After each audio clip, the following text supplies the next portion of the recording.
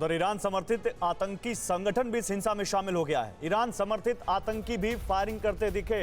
एक रिपोर्ट के जरिए यह दावा किया गया है। बगदाद के ग्रीन जोन से आई है हिंसा की तस्वीर। इसकी शिया उग्रवादी गुट अल हक को भी टारगेट किया गया है। इराकी शिया उग्रवादी गुट अल हक को भी टारगेट किया गया। अल हक के बगदाद और बसरा मुख्यालय को भी फूंक दिया गया। बगदाद में शुरू हुई हिंसा के कई फ्रंट खुल गए हैं। हिंसा के दौरान ईरानी दूतावास के पास रॉकेट से हमले किए गए। यहां अल सदर समर्थकों ने ईरानी समर्थित ग्रुप के मुख्यालय को भी फूंक दिया। इस बीच ईरान समर्थित आतंकी संगठन भी हिंसा में शामिल हो गया और ये लोग भी फायरिंग करते नजर आ रहे हैं।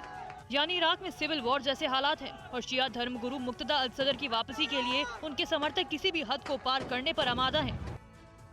अल सदर इराक के बेहद लोकप्रिय शिया धार्मिक नेता हैं। पूरे इराक में शिया समुदाय का समर्थन हासिल है। अयतुल्ला सैयद मोहम्मद सादिक अल सदर लोन देने वाले आपकी मदद नहीं करते, वो लाभ कमाने के लिए देते हैं। तो कौन अच्छा है और कौन बुरा है जानना चाहते हैं तो फ्रीडम ऐप को अभी डाउनलोड कीजिए। सदर के बेटे हैं। अयतुल्ला की 1999 में सद्दाम हुसैन ने हत्या कर दी थी। साल 2003 में सद्दाम हुसैन के पतन के बाद चर्चा में आए। करीब 2 दशक से इराक की सत्ता में काफी दमखम, मुखर ईरान विरोधी एजेंडा वाले नेता की पहचान बनाई। अल सदर इस आंदोलन की शुरुआत की थी।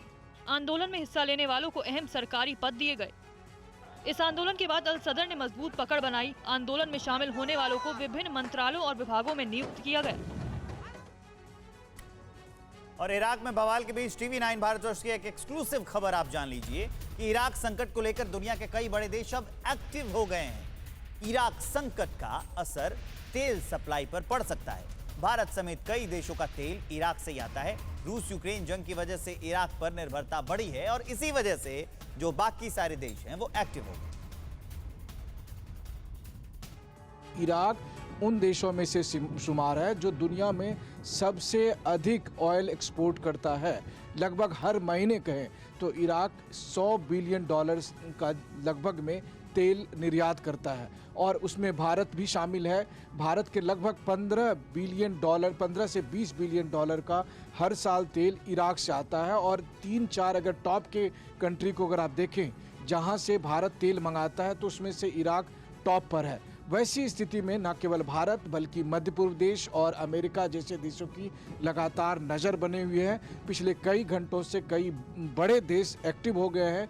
तो वो बात कर रहे हैं इराक के अथॉरिटीज़ से, चाहे इराक के निवर्तमान प्रधानमंत्री हों या दूसरे और स्टेक होल्डर से, ताकि जल्द से जल्द हालात को काबू में लाया जा सके।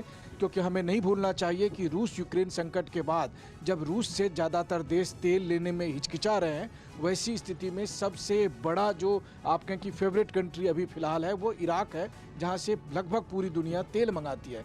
और अगर कच्चा तेल वहां से नहीं आ पाएगा या उसकी आपूर्ति बाधित होती है तो निश्चित तौर पर पूरी दुनिया में दिक्कत होगी। लोन देने वाले आपकी मदद नहीं करते, वो लाभ कमाने के लिए देते हैं। तो कौन अच्छा है और कौन बुरा है जानना चाहते हैं तो फ्रीडम ऐप को अभी डाउनलोड कीजिए।